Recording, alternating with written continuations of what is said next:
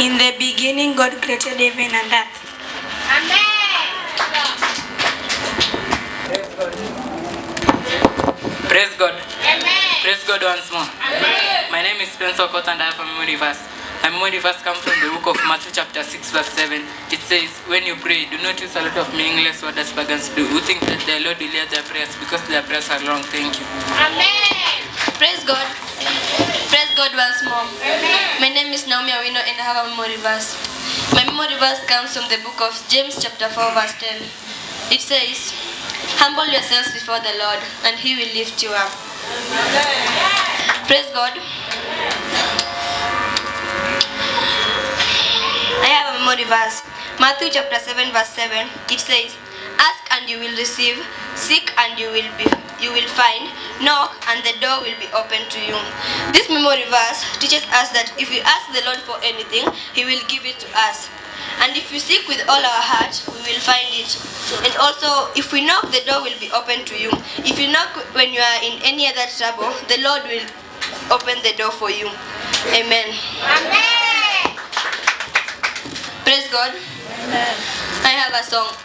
And kindly will you stand up to help us praise the Lord?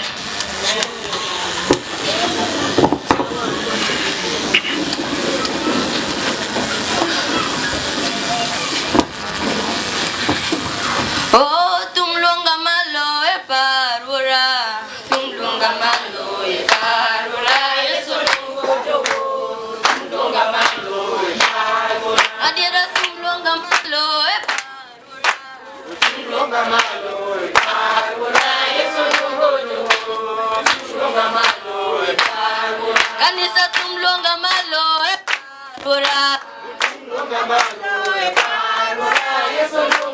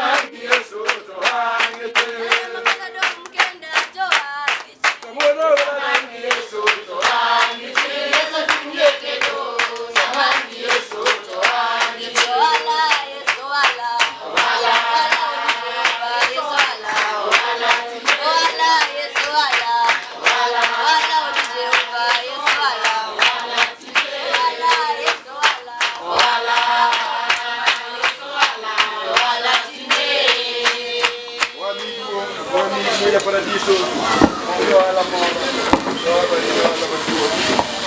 Ohala,